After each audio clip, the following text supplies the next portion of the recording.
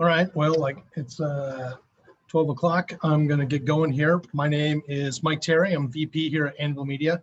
Welcome to Lunch and Learn. We're going over the content marketing strategies post-COVID, including COVID. So I hope you guys got your seatbelts on because we're going to be going through a lot of content in the next 40 minutes. So a little bit about me. I'm VP here. My responsibilities include biz dev. Include biz dev, email marketing, content marketing, branding, and recruiting. I've been in the agency side of the business for 22 years. I've worked in ad agencies, traditional ad agencies, branded agencies, design agencies, email marketing agencies, and I've been here at Anvil. It'll be 8 years in May. My client experience is a lot of Fortune 500s, a lot of mid-tier enterprise clients. I'm a Northwest native. I grew up in Oregon. Now I live in Washington. And I really frequently talk about email marketing and digital marketing, content marketing. So Anvil was founded in 2000. Last year in October, we celebrated our 20th year in business. So that's fantastic for us. But we couldn't have been in business that long if we didn't have fantastic clients. So that's been a cornerstone of our business, is providing great service to our clients, and primarily in the digital field of SEO, paid search, paid social. And then and when I joined in 2013, we included branding and website development as our key takeaways. But enough about us. Let's get into the agenda today. We're going to talk about consumer behavior during COVID, and then talk about the shift in media consumption during COVID. Then we'll get into the bare bones of content marketing, talk about the specific digital marketing trends and content marketing trends for 2021. Then I've included a free content marketing resource for all of you to have free of charge. And then we'll have time for Q&A if we have time. So I want you to prepare to drinking from the fire hose here, because it's going to be crazy. I guess that won't go away. So consumer behavior changes we need to note. Obviously, COVID hit. We've all experienced it. The first unfortunate death was reported right after March. And so that's when everyone was on lockdown, took it seriously, and started to keep everything locked down. So everything started to tank with regards to interaction and sharing. So, and going out with other people. General commerce. Here we go. General commerce spiked as everyone was stocking up on toilet paper. There was a ration on that. We couldn't find it. Now everybody has it everywhere. So, the huge spike here in grocery, and then people were stockpiling for pharmacy, and then everything just kind of dropped off a cliff. We're all aware of that. So that's nothing new that I'm telling you.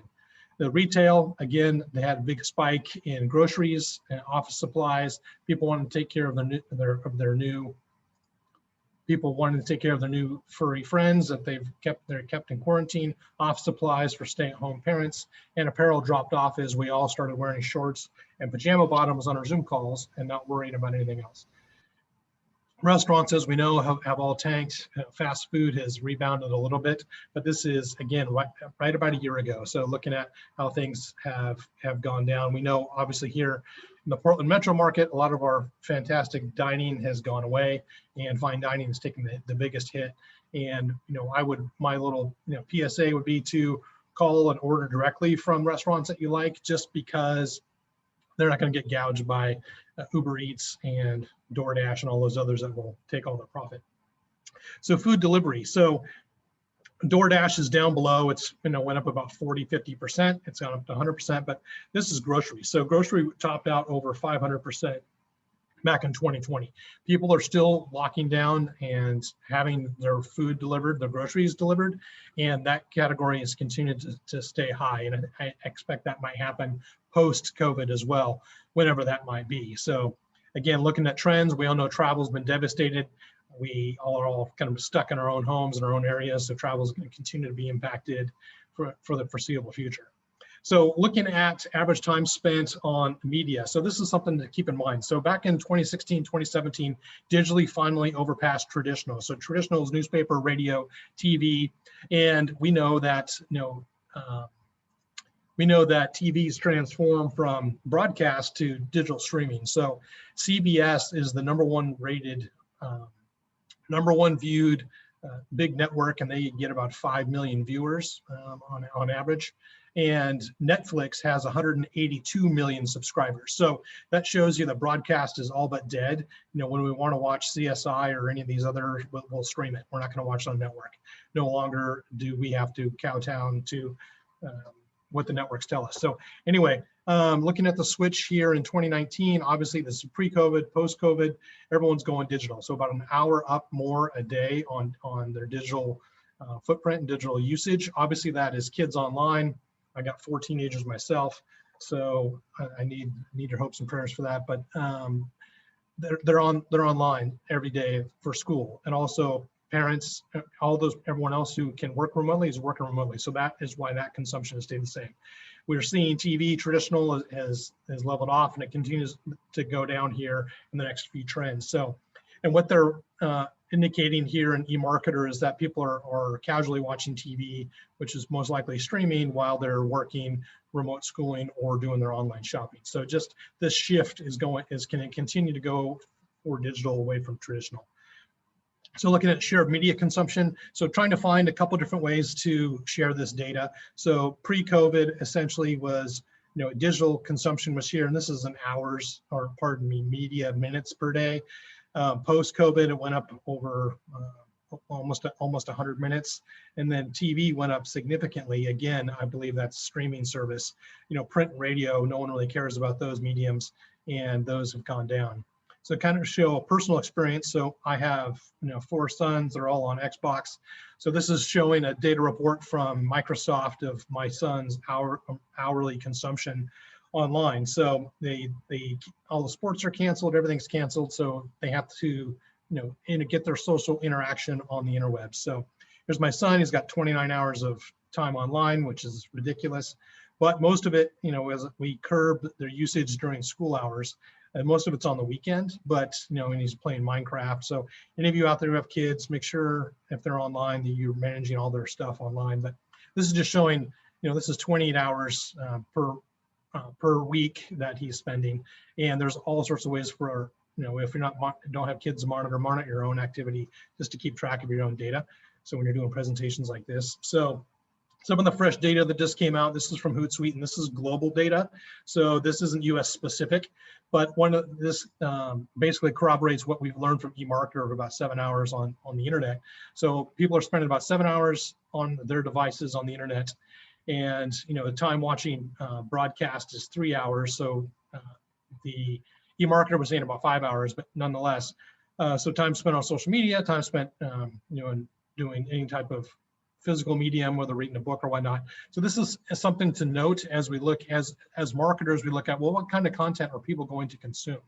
You know, people aren't paying attention to traditional. We've known that for you know, several years, but we got to figure out which way we need to continue to develop content to get eyeballs and to continue to drive revenue in 2021. This slide here, again, Hootsuite data, talking about their online search behaviors, which is relevant because people are searching for your brand, they're searching for your service, they're searching for ways to interact with your company. So obviously search engine is primarily Google.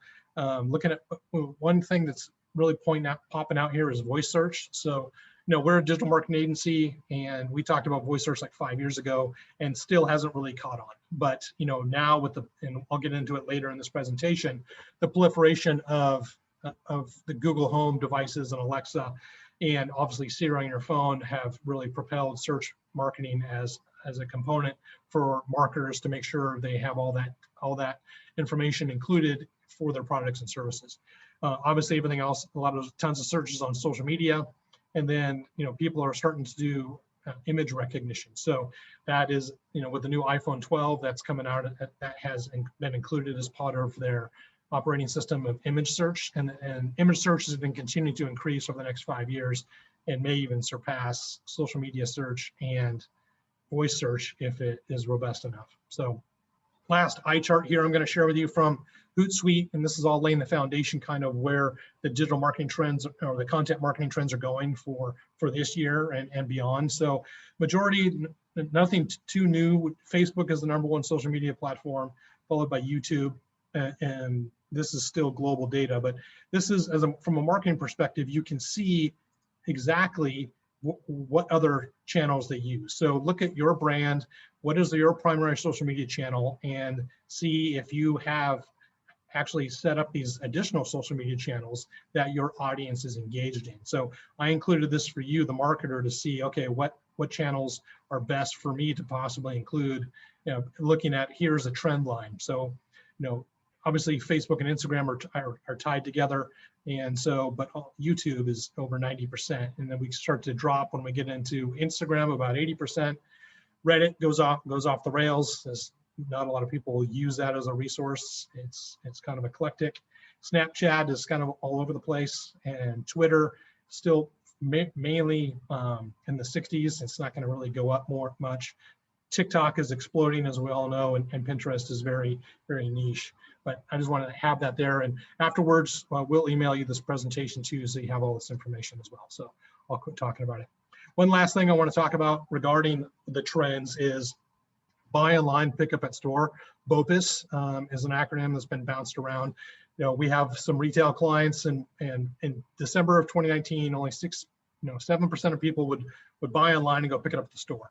And so in August, where we're finally figured out, okay, we're going to be staying at home for an extended period of time. We've kind of found a way to cope. The supply line's back at our favorite restaurant, or pardon me, at our favorite retail store. Whatever we need, now we're just going to buy and pick it up at the store. As some of you may have a Fred Meyer app, you can, buy your groceries and go pick them up, and then they'll also deliver them to you. So I want to include you that trend is up. So if you have a brick and mortar, this is essential. Everyone will be expecting this if they haven't already, and the consumer demand is demanding it. So again, probably not saying anything that you already know, but again, want to stay focused. Where were we? Oh yeah, we're focused on content marketing. So this eye chart here is something I want to include, where we have all these different assets and components of your content marketing strategy.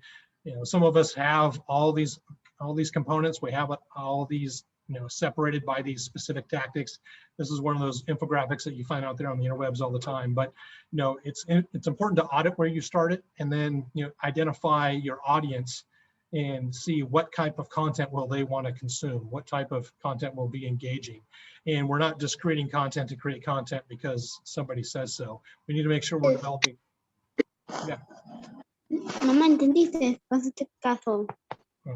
And then one thing here I want to talk about is, what B2B marketers are telling themselves is that they're telling themselves that, oh, we strongly agree that we were quick to respond to COVID. Well, I don't think anyone was really quick to respond. So again, sometimes marketers like to tell themselves, I'm including myself in that bucket, like to tell ourselves we're doing better than we really are. And so that's just something I want you to see here, is how are we truly grading ourselves on this. So content marketing team. So I don't know how many of you out there have 8 people on your content marketing team. I know we don't. I know Meg is listening here. It's, she's wearing multiple hats. She's a project manager. She's a writer. She's an editor. Sometimes she's a designer. She's a promotion manager. She wears all of these hats. And I know you out there will also wear most of these hats. So we know on the content marketing team, we have to be very deliberate in the type of content that we create, because we're the ones that have to do the ideation, do the development, edit it, post it, and distribute it. So just wanted to show somewhere out there, this is a template I found online, that someone out there has an 8-person content marketing team. So I don't feel sorry for what they have to do. A content marketing must. So when I was in college, back in the olden days, David Ogilvy had a lot of great books that I read. This is one of the best books I've ever read on marketing or advertising. David Ogilvy, Confessions of an Advertising Man. He says you cannot bore people into buying your product. You can only interest them in buying it. So your content marketing must inform people and share relevant information that's going to make them smarter, educate them, actually teach them a skill, a hack, or an improvement. During COVID, we all learned how to bake sourdough bread. We learned how to, cut someone else's hair. We learned how to groom our pets. We learned all these things, and we learned them from YouTube videos and from other videos we saw on social media. Our content should facilitate, so make people's work life easier, or their home life more efficient. And then we also need to entertain them. We can't bore our audience into submission. if you guys can mute, that'd be appreciated. So content marketing trends for 2021. Podcasting is exploding. For those of you that aren't in the podcasting sphere, that's something that I'm going to go a little deeper in on this presentation. Video is still growing. We talk about video growing all the time. And so it continues to do so, and you need to be sure you're engaged in doing that. TikTok and social media. I know TikTok is mainly a teenager platform, but if you are a consumer brand engaging in that teenage audience, you need to be there. Consumers are online more than ever, as all the data showed us. Voice search is growing, and I'm going to touch a little bit in the closing moments about social media influencers. So I went through 25 slides in 18 minutes, so I'm going pretty well. Caffeine's working. So first off, trend is podcasting. So I don't know how many of you listen to podcasts. I'm late to the game, but podcasting is a huge deal. There are, and I'll get into stats here in a bit, but most of the people are familiar with podcasting. I'm sure all of you are familiar with podcasting. Listeners skew younger. I'm 49, so I'm in the 32%, but I don't listen to very many podcasts. Here are all the demographic breakdowns. I won't go through on this presentation. You have them for yourself. Again, looking at where are people listening to their podcast? Well, everyone's stuck at home, so they're listening to it at home. No shock there. 64% listen to it while they're driving. Some people have listened to an average of 6 shows. So what we used to hear all the time was, what new band are you listening to, or what new TV show are you watching? Well, I hear more banter around the office, or not in the office during COVID, but on social media, people asking, well, what podcasts do you listen to?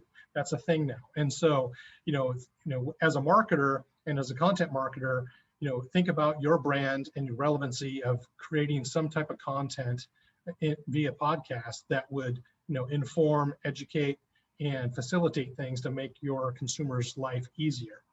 And so 6 types of podcasts. There's the monologue that is like this presentation here. You're only hearing my voice, which is too bad, but I'm just going through this bullet quickly. The interview style where you go back and forth. So if you're a B2B marketer, you might be talking to an engineer about your solution set, or you might be talking, if you're consumer, talking about to your consumers about what new product features they like or what they don't like. You can do product reviews, a million things, narratives, documentary, roundtable, have multiple hosts. If you're anywhere on Twitter, and any type of hobby that is active right now. So there are tons of podcasts out there. There's, even Anvil has a fantastic marketing podcast that I recommend you subscribe to, but everyone has a podcast. But, you need to make sure that before you take on podcasting, that you have something to develop and to do. So it provides value to your customers. And so, and it also takes some hardware requirements, which I do not get into in this presentation, but I'm gonna dive deep here real quick into podcasting. So, there are almost 1 million podcasts out there. So there's a ton of them out there. More than half of all the US people listen to 12 or more, over the age of 12, listen to podcasts. In my household, none of us listen to podcasts. I think we're outliers. 65% use them on their smartphone. So typically they just download the app, select their menu, and they can download it and do it all day long. And they have been doing so. And this data was from a 2021 website of Oberlo, but the data is 2019. But still, that's a super high percentage of everyone listening to on their smartphone. 3 out of 4 people say they really learn new things. So obviously in the time of COVID, we have some time on our hands, whether we like it or not. And so, diving into a podcast about your product, about your service may make sense to your audience. Again, you have to look at it from your perspective. Do I have the budget to, create a podcasting program? And once you create it, like blogs were 5-10 years ago, once you create it, you need to maintain it and keep it going, because people are going to start to subscribe to it if your content is as good as it should be. A third of people listen to a podcast on a monthly basis. Obviously, these are going to be more entertaining, lifestyle focused, but again, how can your brand create a podcast that can be in that stream that someone would want to listen to on a monthly basis? Again, you have to ask yourself that question: what content can I share via podcast that people would want to listen to? 90%, well, we said earlier, listen to it on their home, at home. That's obvious. So Podcasting 101. This is our own Meg Riley, podcaster extraordinaire. I'm not going to go too much into our background there, but this is a step-by-step instruction that you will have when we send you this PDF. So we talk about hosting, that you should host on your own website. If you can't, there's other places to host it. And if you can't host on your website, go to a third-party website called Libsyn. And then here with Libsyn, here's all the details. So when you're like, man, this crazy guy Mike was talking about content marketing, this podcasting seems like a real pain to get off the ground. Well, here's the foundation and how to set it up and how to get it going. Breaking down by costs within Libsyn. You can look at other services as well, but I want to be able to give you some type of takeaway that you can implement to be effective on your end for one of these content types that we recommend. Podcasting channels. Obviously, iTunes is free. Everyone's there. That goes back into the marketing part of it. So make sure if your podcast is, when you go into podcasting, you do put your proper keywords in your podcast so that people can find you easily. Obviously, you promote it through social media, as we did for this for this webinar, and other areas for distribution to get your podcasts out there. And other channels, obviously YouTube, and make sure when you have your podcasts, you share them via your social media streams. So you're not just keeping it to yourself. So you can email it, you can post it, you can promote it through all your channels, and make sure you get as many subscribers as possible. Just like when you created your first Instagram page, or when you created your Pinterest, or whatever new channel you added to your marketing mix, you had to cultivate it and grow it. Well, similar to podcasting, you have to cultivate and grow your podcasting channels and followings as well. So included in this, you have your best practices. Mondays, when people post as creators, and then Wednesdays when people were downloading it. So again, talking about certain times, some random things here that are more relevant for if you really want to peel the onion and get into podcasting. Here's a step-by-step process how to do it. This is my final slide on podcasting, I believe. Yes, thank you. Data tracking. So we're a measurable marketing agency. If you don't measure it, you can't manage it. We don't recommend you do anything in content marketing, whether it's podcasting or videos or social media, without tracking it. You don't track it, you're wasting your time and making guesswork. You'll get faster promotions, bigger raises, and your company will be more successful if you track all of your performance marketing metrics and all your content marketing. So these reports here are free. There's a couple options. You can also tie it into other dashboards that you may or may not have. But again, I'm not a podcaster myself. I don't even listen to podcasting, but it's a trend that can't be ignored. And if you have a relevant brand, relevant product, relevant service, podcasting is something you really need to consider. So video is the drum we have been beating for 10 years. We talked about video, and I'll go through the whys of video here in a minute. But the barrier to entry for video is, well, I don't have this type of fancy camera. I don't have this microphone. I don't have the Instagram beauty or looks. And my number one example is, well, look at me. So we're making a video out of this webinar, and I'm not Brad Pitt. I'm not an elegant speaker, but it's content that might be valuable to someone out there. So likewise, try not to be intimidated by getting in front of a camera and providing that content, and be concerned about the price of getting some of these items set up. If you're a smaller company, you can do this with an iPhone 12. My wife is a kindergarten teacher. She has to do 5 videos a week for her kindergartners, and she does it on her iPhone 11, has her circle lights and, simple production. And so, we're not looking for, a special indie movie out of somebody, but to get going in video is fairly, very low barrier to entry, and it's something you need to do. And I hope all of you are doing some type of video. Again, it has to be relevant, has to educate, has to share information, has to help facilitate and or entertain in some way to add value to your brand to get people to want to watch it.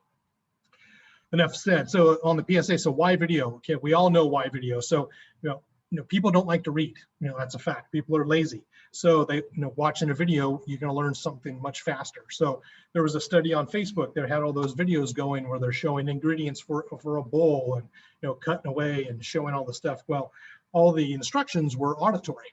Well, the people complained and people stopped watching those videos until they put the instructions written on text on screen, because people are watching these videos at work at the time pre-COVID, and didn't want their boss to hear them downloading recipes and learning how to do this, that, or the other thing. So they added the text on screen.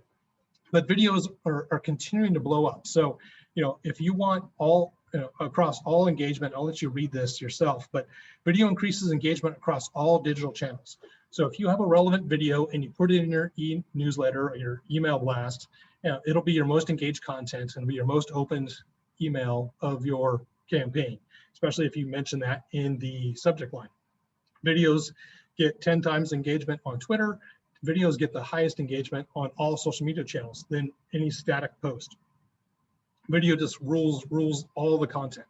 Again, when if you're all on here and you're in the content marketing world, you've already got your content calendar, you've already mapped some of this out.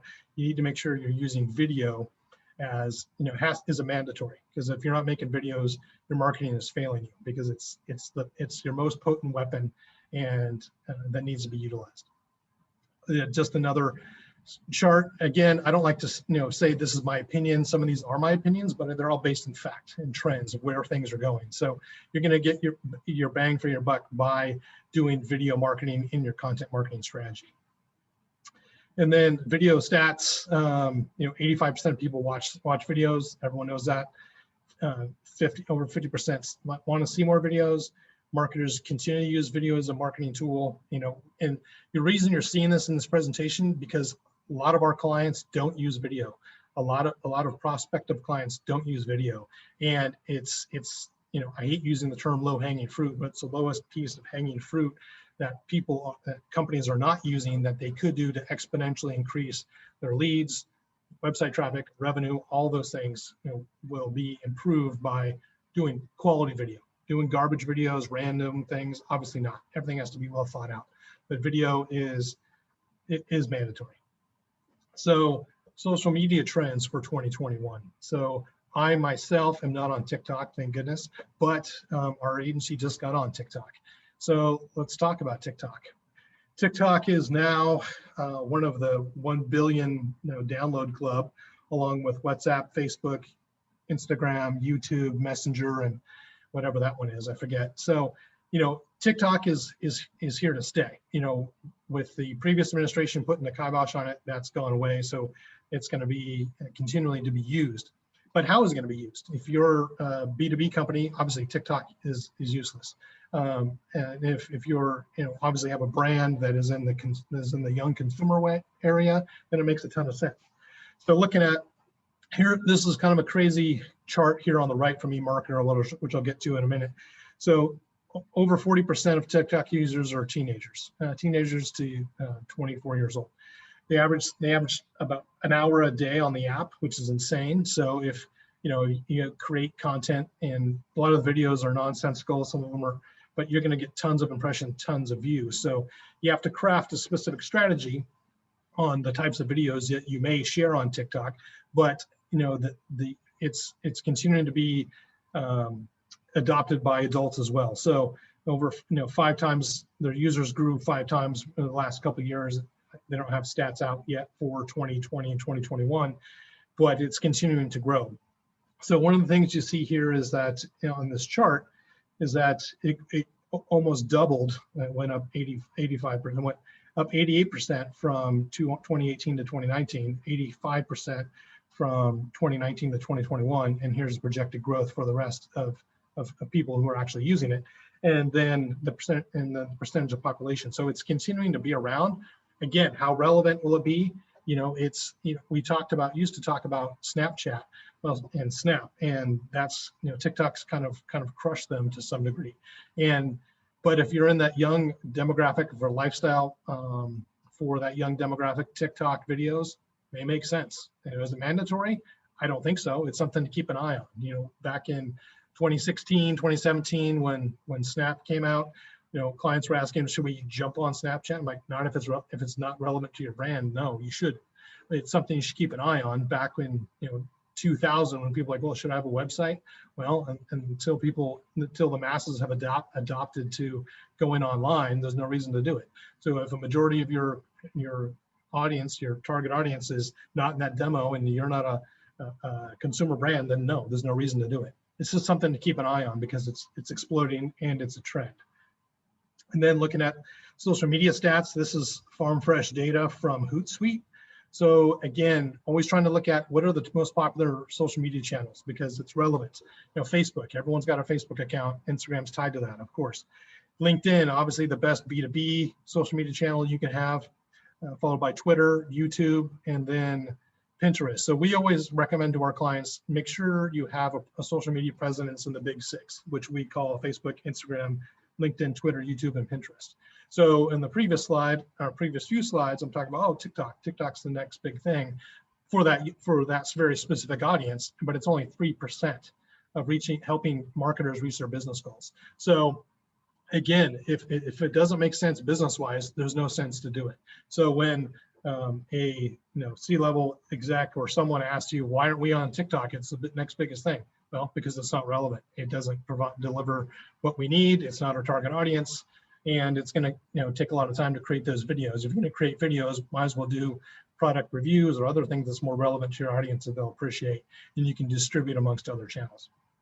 But enough about that. So getting into YouTube. So YouTube is probably the most neglected social media channel I've seen from any prospective client I've talked to in the last 10 years. It's usually a area of tumbleweeds, old videos with no views, and it's poorly promoted, if not promoted by prospective clients. So it's something that you need to pay attention to. So if you don't have a YouTube channel, you should.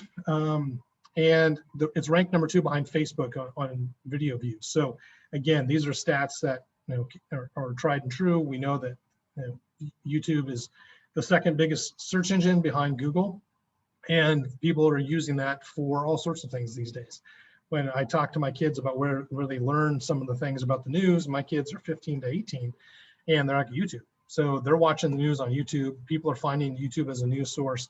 There's lots of different ways to use YouTube, which aren't relevant to this presentation, but from a content standpoint, and if you're going to own your own content and share your content, you should have it tied to your YouTube as well so that you continue to have that presence and are delivering quality content to your target audience. So there was a recent article on Social Media Today, which I've sourced here, that goes through all the social media channels, talks about the best time to post. So I'm not going to go through this. This is part of a leave behind that you'll have, but this is just a recommendation guideline on when to post, and this is specifically for YouTube. And if you're like, well, and if you're thinking for a question, oh, well, what if I want to post on Wednesday at 6 a.m. Do it. You have to work in with your schedule when you have your tools to go and post these things. So knowing that we all don't have an 8-person content marketing team where we can make sure we prescriptively post content on these designated times that are recommended by social media experts, then we just got to do the best we can. But these are guidelines to have. So, all right, I'm running out of time. So I will skim through this. Best times to post on social media. So we see all this here, which you'll have in your takeaway. Voice search, I'm going to talk briefly about this. 44% of people use voice search once a day. A third of people in the United States own a smart speaker, and voice search is going to blow up to 50%. You ask why? Why is that relevant? Well, because it's growing exponentially, and most of your searches on voice search are for local. Where can I find this? Where can I eat? What can I buy? It's all localized. So if you're a local company that is selling local products and services, your voice search needs to be dialed in, meaning that your Google My Business needs to be set up properly so that everyone can find you very easily. Influencers, won't have much time to get into that, but they also are blowing up. Marketers claim that their influencers are effective about 80% of the time. Again, the biggest challenge with influencers is finding the right ones. So that's always going to be the challenge. That's one thing I found here, 36% finding influencers to participate. You just don't Google it and find a bunch of them. You have to search them out, and it's a detailed process. Again, what's the most important for a social media influencer?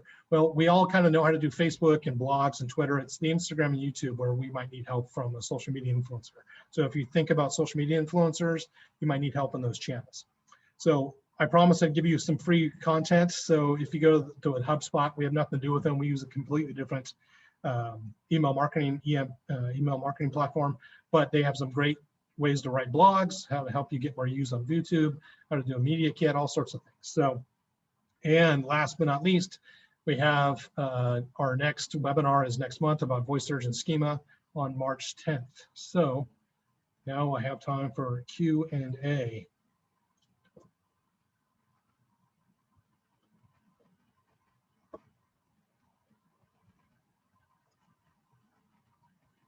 Anyone has anything? No.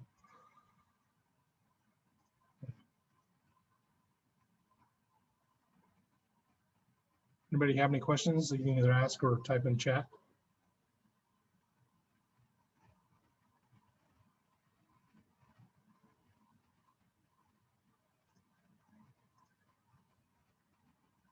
Okay. Well, I thank everyone for joining me on this lunch for this webinar. It was lightning fast, trying to keep under that 40 minutes, give you some time to enjoy your favorite lunch. And if you have any questions, please feel free to send us an email. We're out there on the internet, and I appreciate everyone coming out. All right, take care. Bye.